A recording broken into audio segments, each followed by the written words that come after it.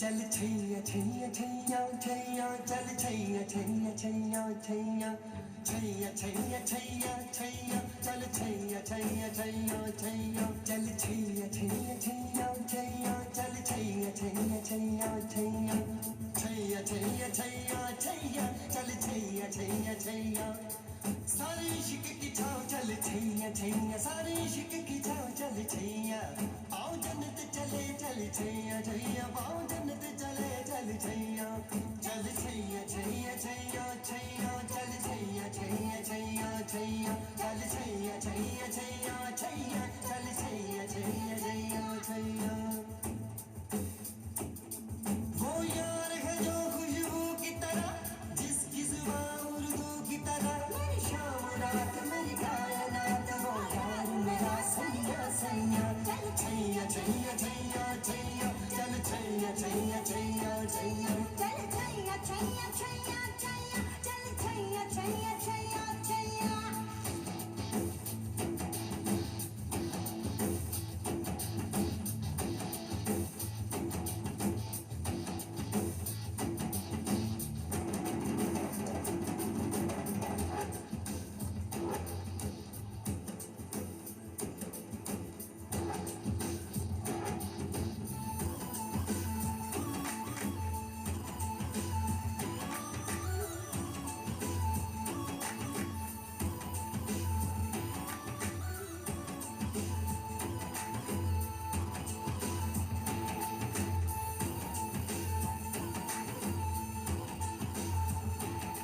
गुलपोश कभी इतराए कहीं महके तो नजर आ जाए कहीं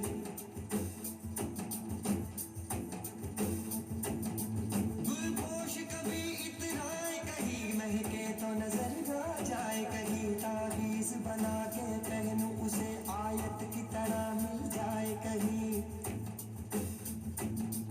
ताबीज बना के पहनूं उसे आयत की तरह मिल जाए कहीं गुलपोश कभी इतराए कहीं महके तो नजर आ जाए कहीं ताबीज बना के पहनूं उसे वो यार है कोई माँ की तरह मेरा नगमा वही मेरा कलमा वही मेरा नगमा नगमा मेरा कलमा कलमा मेरा कलमा कलमा मेरा नगमा नगमा नगमा मेरा कलमा कलमा मेरा कलमा नगमा मेरा कलमा कलमा यार मिसाले ओस चले पाँव के तले फिर दोस चले कभी डाल डाल कभी बात बात में हवा पे ढूंढूं उसके निशाने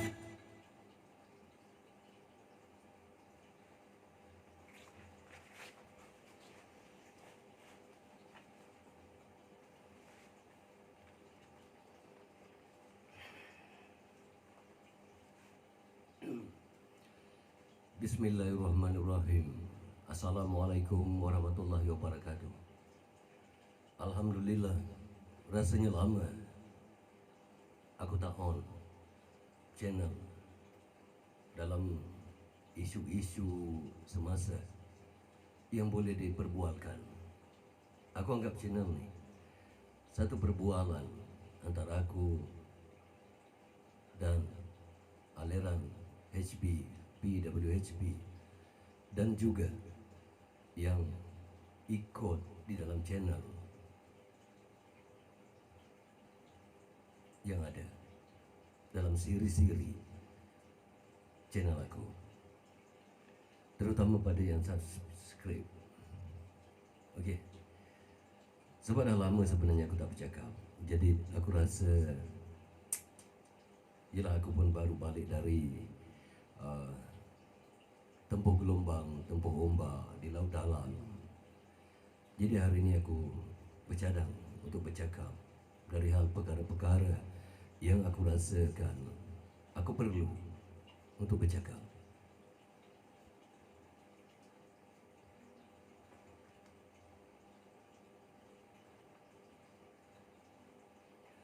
Okey, terlebih dahulu aku ucapkan Assalamualaikum warahmatullahi wabarakatuh. Semoga kita semua, kamu dan kamu dan kamu, kalian sentiasa di dalam payungan Allah Ta'ala Subhanahu wa Ta'ala, sentiasa diiringi oleh rahmat dalam setiap langkah yang kamu ambil, dalam setiap hala nafas yang kamu tarik dan hembuskan, dan setiap nafas yang kamu hembuskan tidak pernah lekang dengan ingatan dan zikir kamu pada pencipta kamu. Semoga rahmat sentiasa meliputi diri kalian. Amin ya rabbal alamin. Okey, baiklah. Hari ini aku terpanggil sebenarnya untuk bercakap dari hal isu yang pernah aku sampaikan, dari hal perawatan, dari hal perubatan.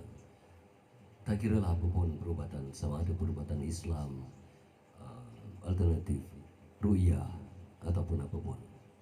Tak kira lah, asalkan ianya untuk kebaikan. Tapi ada perkara-perkara yang aku kesalkan, yang bagi aku perlu bercakap dari hal perkara itu. Kerana aku tanda dan aku semestinya aku tak berminat dan aku tak suka sebenarnya jika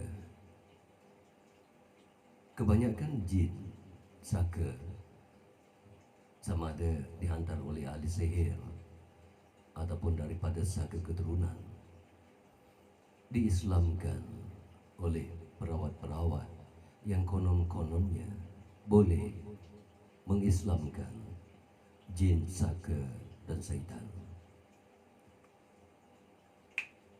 Aku nak jumpa orang yang boleh mengislamkan jin dan syaitan, dan sila islamkan jin dan syaitan di depan mata aku. Aku nak tengok sebenarnya siapa manusia yang boleh mengislamkan sesuatu yang sudah dijanjikan neraka jahanam, sesuatu yang sudah dilaknat oleh Allah Ta'ala, yang sudah dikhususkan tempatnya di dalam neraka jahanam. Aku nak jumpa orang yang boleh mengislamkan jin dan yang mengaku boleh mengislamkan jin.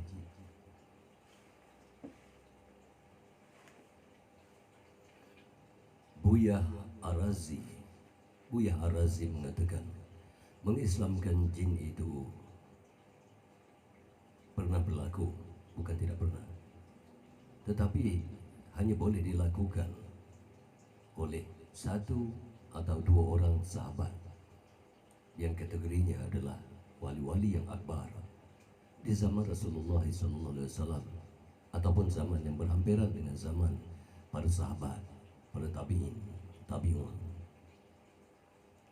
Oleh itu sebenarnya, siapa kamu sebenarnya untuk mengislamkan jin sihir? Siapa kamu? Siapa kamu untuk mengislamkan syaitan? Aku rasa sebenarnya satu perkara yang membodohkan umat di dalam merawat sihir. Kerana orang Melayu, khususnya para perubat dan para perawat, perkara ini digunakan untuk cari makan. Pertama, saka. Kedua, sihir. Dan dipecahkan pula pada sihir penunduk, sihir pemisah, dan macam-macam sihir lagi. Sihir pelalau dan segala-gala macam sihir. Bahkan dikatakan bahawa sihir itu akan selalunya berlaku, kekuatan sihir itu berlaku selepas asar, dan kekuatan sihir itu berlaku sebelum maghrib. Siapa kamu sebenarnya untuk mengatakan perkara itu tidak akan berubah? Bahkan ayat-ayat Allah sahaja diubah oleh jin, syaitan dan iblis, oleh musuh-musuh Allah Ta'ala. tapi kamu terus berpegang. Itulah akibatnya jika kamu mengajarkan ilmu berpandu pada kitab dan buku yang sudah ditulis. Itulah karena itu dikatakan ilmu kerohanian, ilmu tasawuf adalah satu perkara yang tidak berhuruf dan tidak bertulis. Tidak. Dia datang terus masuk di dalam makam-makam, di dalam jiwa dan kalbu, di dalam fuad, di dalam lagafah, dan disampaikan secara lisan dari lidah kalam, disampaikan dengan cahaya di dalam kerohanian, cahaya di dalam rububiyah, cahaya di dalam lidah ketuhanan. Sebab itu sebenarnya kebanyakan para perawat yang ada bagi aku sebenarnya hanyalah pembohongan, hanyalah penipuan dan sekadar cari makan untuk memenuhkan periuk nasi elektrik kamu. Jika kamu gunakan periuk elektrik, jika kamu begitu hebat, masakan kamu tak kenal, masakan kamu tak tahu, sehingga kamu katakan orang yang kerasukan itu, oh ya, kata kamu, ini harimau kan, ini harimau putih kan, dan orang yang kerasukan yang manja-manja macam tu, kerasukan yang mengada-ngada macam tu, yang sengaja diada-adakan, lalu mengatakan, bukan, aku bukan harimau putih, aku singa. Lalu perawat kata, singa putih ya, singa putih kan? Pesakit yang kerasukan mengatakan, bukan, aku warna kelabu. Kamu nak tahu tak? Aku nak bagi tahu perawat, singa yang warna kelabu tu, jika singa itu warna kelabu, itu adalah singa yang makan whiskas, singa yang sudah dikembirikan, singa yang sudah dikatankan. Jadi jika pesakit macam tu, jika yang kamu hadapi itu adalah aku, kamu akan tahu nasib kamu. Kamu akan tahu.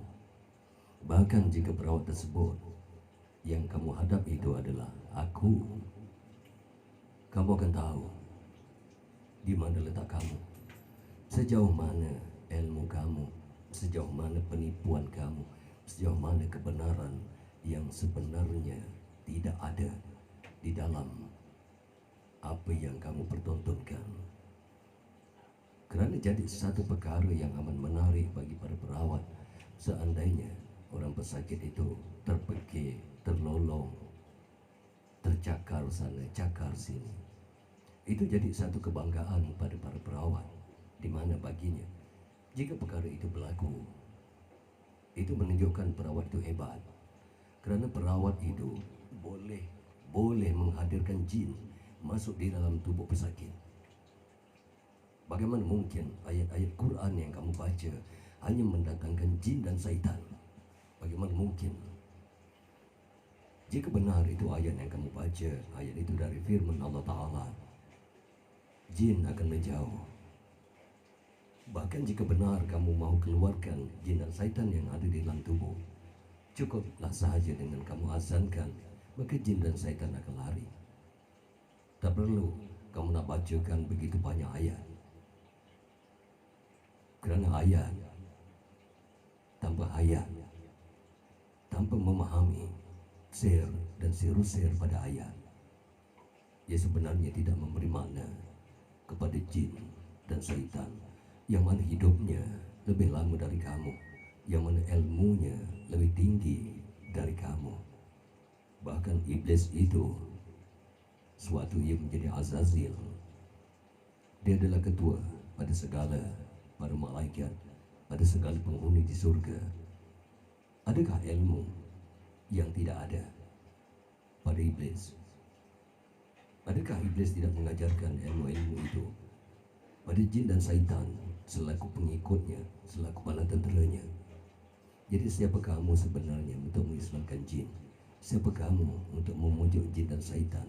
Siapa kamu untuk menghantarkan saka jin dan syaitan itu untuk menuntut ilmu di Mekah selepas kamu Islamkan? Tidakkah kamu rasakan perbuatan kamu itu hanya memualafkan jin, hanya melayakkan jin-jin itu mendapat bantuan zakat, hanya melayakkan jin-jin dan syaitan itu mendapat bantuan kebajikan masyarakat? Tidakkah kamu fikirkan? Kerana itu aku katakan, apa yang kamu perbuat dan kamu pertontonkan, yakni mengislamkan jin dan syaitan, mengislamkan saka, itu sebenarnya adalah penipuan yang lagi jelas dan nyata. Aku akan buktikan itu satu penipuan seandainya kamu lakukan itu di depan mata aku. Aku akan buktikan. Kerana di dalam perubatan, di dalam rawatan yang sebenar-benar rawatan, tidak ada istilah mengislamkan jin dan syaitan, tidak ada istilah menghantar jin dan syaitan untuk belajar agama di Mekah. Tidak ada. Adakah kamu fikir pengetahuan jin dan syaitan itu sedangkal pengetahuan kamu? Adakah kamu fikirkan penipuan jin dan syaitan itu, saka maka itu sedangkal secetek kail kamu? Adakah itu yang kamu fikirkan? Sesungguhnya iblis dan syaitan itu adalah musuh kamu yang nyata. Mereka penuh tipu daya. Bagaimana kamu boleh meyakini dan bertanyakan pada jin, syaitan dan iblis, lalu mempercayai kata-katanya? Kamu tanyakan umurnya, kamu tanyakan berbagai-bagai dari keturunannya, berbagai-bagai kamu tanyakan pada jin. Kamu tanyakan siapa yang hantar, apa tujuannya. Bahkan kamu arahkan jin sihir dan saka itu merawat pesakit yang kamu rawat.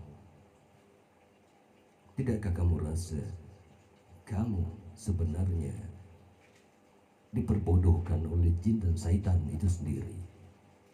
Di sini sebenarnya kamu menghina ayat-ayat Quran, kamu menghina ayat-ayat Allah. Sebenar-benarnya itu yang berlaku. Kerana sesiapapun kamu, apapun kamu, dari manapun kamu, dari gunung mana, dari bukit mana, dari busut mana, dari tanah tinggi, tanah rata atau paya, apapun kamu, bagi aku itu bukan cara bila kita berdepan dengan jin dan syaitan. Sama ada memagar rumah, membersihkan rumah, membersihkan tubuh badan pesakit, itu bukan cara yang sebenar. Cara yang sebenar biarlah aku simpan untuk diri aku dan aliran yang aku ada, dan yang berpegang pada aliran yang aku ajarkan. Itu cara yang sebenar bagi aku. Dan kalau ada yang mengatakan cara yang kamu perbuat itu salah atau benar, mengikut pendapat masing-masing, tapi aku tetap mengatakan bahawa apa yang kamu tunjukkan hanya satu, tipu daya syaitan. Hanya satu tipu daya, hanya satu pembohongan. Hanya sekadar kamu mahu menunjukkan bahawa kamu boleh menghadirkan jin dengan ayat-ayat Quran. Itu menjadi satu kebanggaan bagi kamu. Jika boleh, jika pesakit itu terjerit, terpekik, terlolong, itu buat kamu rasa lebih bangga, kerana membuktikan seolah-olah kamu yang paling hebat. Sebenarnya tidak. Baik kamu, baik pesakit, sebenarnya seorang penipu memang boleh merawat pesakit yang memang pembohong. Penipu akan menguatkan penipuannya dengan menambahkan tipuan-tipuan itu lagi. Dan pesakit pula akan menyatakan kesakitannya itu sangat teruk, dengan pembohongan-pembohongan yang ditambah. Jadi permainan, pembohongan dan penipuan itu apabila bertemu, dia hanya menjadikan kalian adalah pendusta. Dan pendusta itu adalah permainan jin dan syaitan yang mana dikatakan tipu daya. Sebenarnya penipuan tidak ada kekuatan, melainkan dengan daya itu. Jika tidak ada daya, tidak bermaknalah penipuan itu. Tetapi daya itu, tenaga dan kuasa itu yang kamu gunakan untuk manipulasi pesakit dan keluarga pesakit. Bagaimana mungkin kamu boleh memusnahkan sihir jika kamu sendiri tunduk pada jin dan syaitan? Jika kamu sendiri percaya pada jin dan syaitan, bagaimana? Betapapun ayat yang kamu gunakan, apapun ayat yang kamu gunakan, tak kiralah dari juz manapun, tak kiralah. Tapi sebenarnya kamu mempermain-mainkan pesakit, dan kamu sendiri dipermainkan oleh jin dan syaitan yang menyakitkan. Akibatnya akan lebih buruk dan lebih fatal, di mana pesakit itu akan lebih derita, dan kamu akan dengan sendirinya menjadi munafik, membawa kepada kufur, membawa kepada zindik, dan akhirnya kamu jatuh kafir. Kamu mengislamkan jin dan syaitan, sedangkan diri kamu sendiri belum cukup Islam, belum cukup syariat kamu, belum cukup tarikat kamu, belum cukup hakikat makrifat sir dan sirusir yang kamu ada. Bagaimana mungkin kamu mengislamkan jin, sedangkan kamu sendiri hanya Islam pada zahir, tapi tidak Islam pada batin. Kamu sendiri hanya mengucap pada lidah, tapi bukan pada kalbu, pada lakafah, dan pada jiwa kamu. Tidak, kamu hanya mengerti makna-makna ayat, tapi kamu tidak mengerti makna hayat pada ayat. Kamu tidak mengerti huruf dan rahsianya. Kamu tak mengerti bagaimana kamu berdepan dengan jin dan syaitan. Kamu hanya dipermainkan, diperbodohkan oleh jin dan syaitan. Bagi aku mudah, tak kala aku berdepan dengan jin dan syaitan, orang yang kerasukan, pura-pura kerasukan, atau ada sekalipun yang benar-benar kerasukan, sekalipun jin dan syaitan, sekalipun wujud di depan mata secara nyata dan perlawanan itu secara zahir, aku akan katakan, dengar baik-baik, ingat baik-baik. Jika kalian lupa, cepat kamu ingat. Jika kamu ingat, jangan kamu lupakan lagi. Ingat peringatan aku, sebagaimana pesan Khalifah Sayyidina Umar. Sesiapa di antara kamu yang mahukan istri kamu menjadi janda, anak kamu menjadi yatim,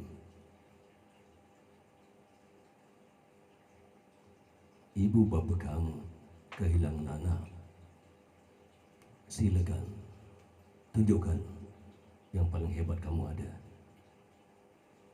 Aku akan luruskan kamu dengan cahaya pedang. Aku akan luruskan kamu. Aku akan musnahkan kamu. Aku akan musnahkan. Kerana aku berbangga jika dikatakan ria. Aku bukan sekadar ria. Aku berombak dan aku berbangga untuk mengatakan kepada jin dan syaitan, kepada sihir dan saka untuk mengatakan radiyatu billahi rabbahu wa bi islami dinna wa bi muhammadin nabiyyu rasulan. Cukup. Dan aku tak perlukan banyak ayat. Tak perlu. Apabila sudah datang yakin, aku yakin, tak perlu ayat. Apabila Allah sudah beserta kamu, apabila Al-Haq itu sudah beserta kamu, kamu tidak perlu lagi ayat-ayatnya. Kamu hanya memerlukan dirinya, bukan ayatnya. Bahkan kamu tak memerlukan hurufnya, kerana kamu hanya memerlukan Dia. Sangat berbeza sebenarnya jalan-jalan kerohanian di dalam hakul yakin, di dalam ainul yakin, di dalam yakin. Tapi jika kamu berdepan dengan musuh-musuh Allah Ta'ala, jin, sihir, saka, jika kamu masih memujuk jin dan syaitan, sebenarnya kamu adalah jin dan syaitan itu sendiri. Jika kamu boleh ditipu oleh jin dan syaitan, sebenarnya kamu lebih jin dan syaitan. Lebih lagi, tidak kamu fikirkan, tidakkah kalian lupa ataupun dengan sengaja kamu lupakan,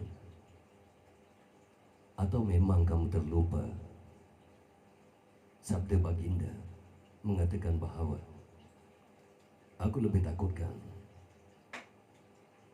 jin dan syaitan yang berkepala hitam daripada jin dan syaitan yang sebenar.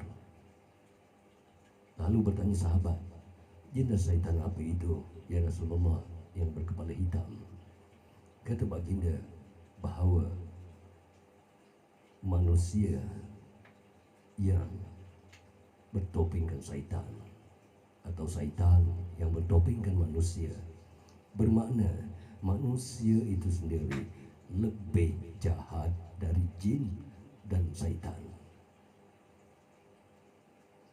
Dalam keadaan tertentu, guru aku, satu-satunya guru, Sultani akhir zamani, mengatakan di dalam memerangi kebatilan, di dalam memerangi jin dan syaitan, di dalam memerangi sihir, kata guru, jangan sampai aku menjadi separuh manusia, separuh syaitan, separuh manusia, separuh haiwan, separuh manusia, separuh lang.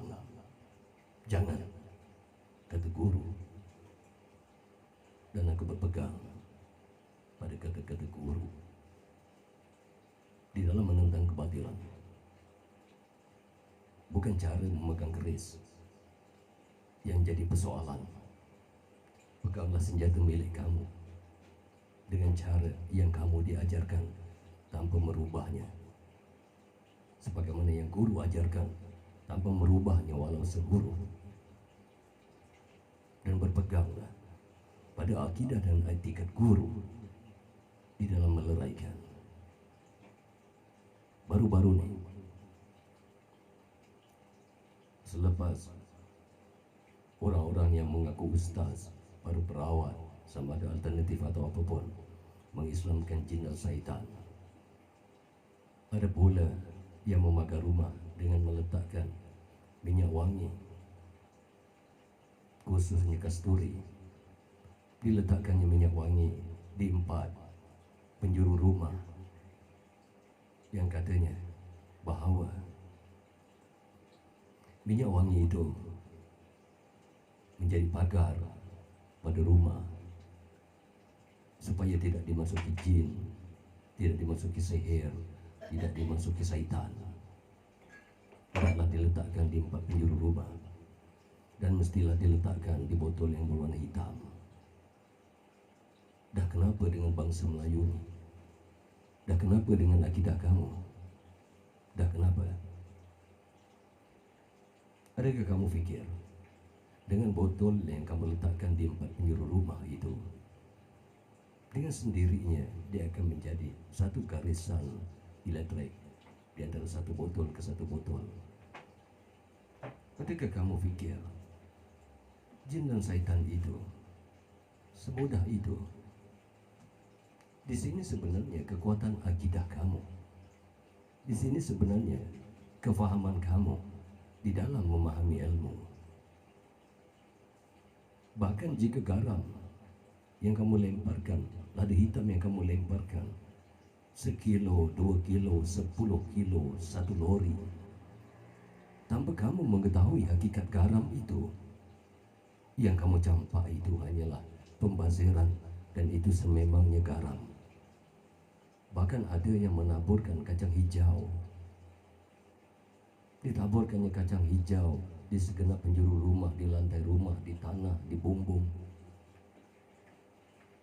Bukankah lebih baik kacang hijau itu kamu buatkan bubur, letakkan gula merah, letakkan daun pandan, letakkan santan, kemudian kamu sedekahkan di masjid pada anak-anak yatim, dan minta anak-anak yatim itu mendoakan kebaikan kamu, kesembuhan kamu, keselamatan rumah kamu.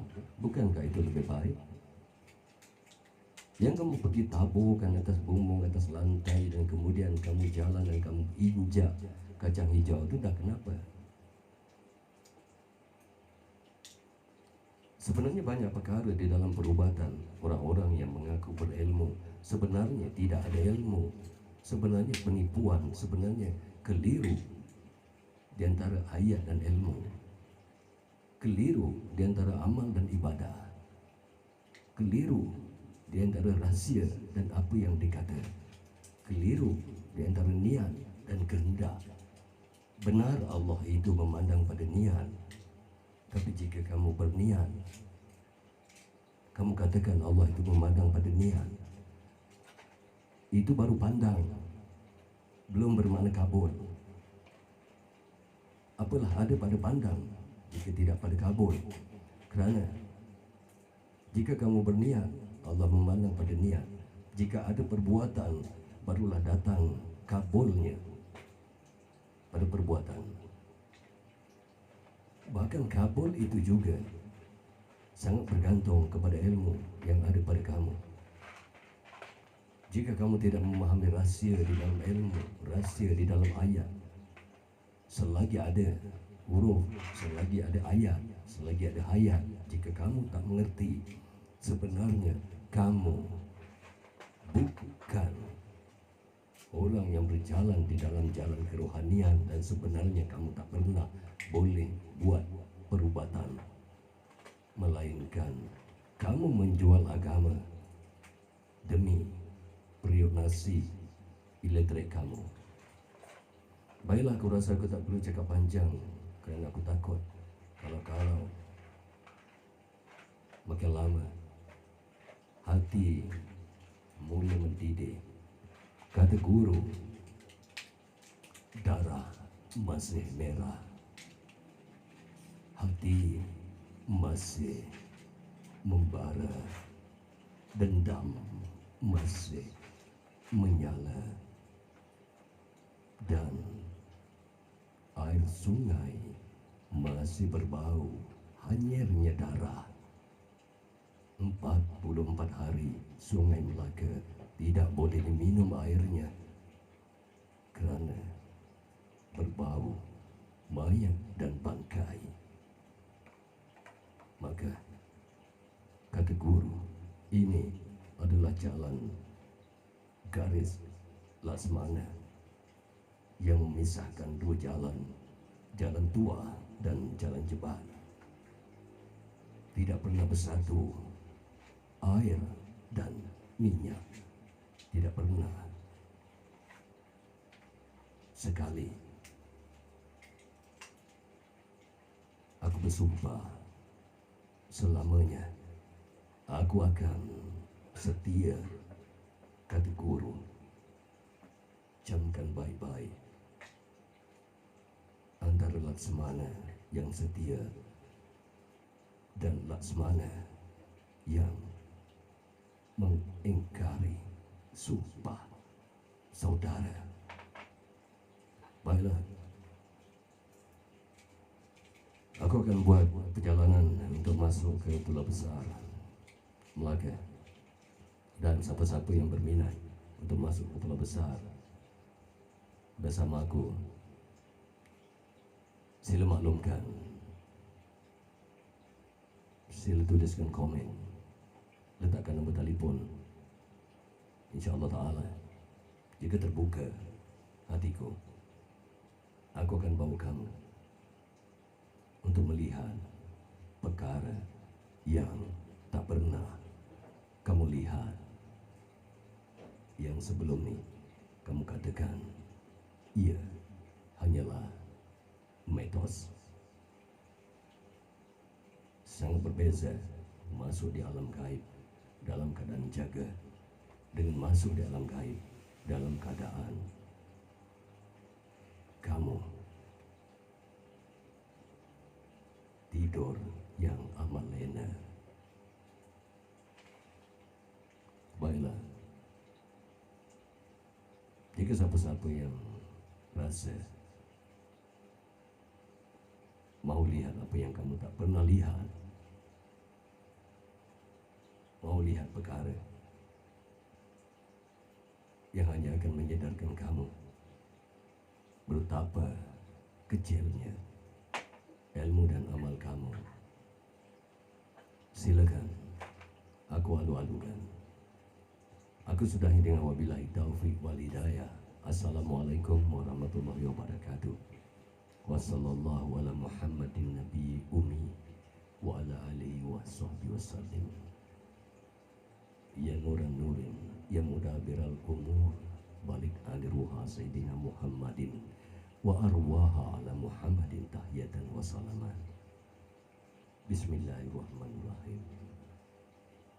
Dan aku sudahi dengan wa yattaqilla yaj'allahu makhraja wa yarzuqhu min haitsu la yahtasib wa may yatawakkal 'ala Allahi fa huwa hasbuh innallaha balighu amri qad ja'alallahu likulli syai'in qadra tawajjahu haitsu sikta fa innaka mansur.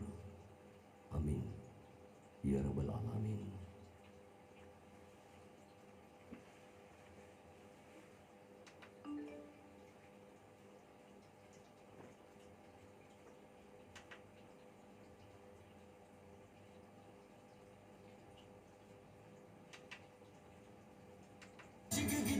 चल छैया छैया तारे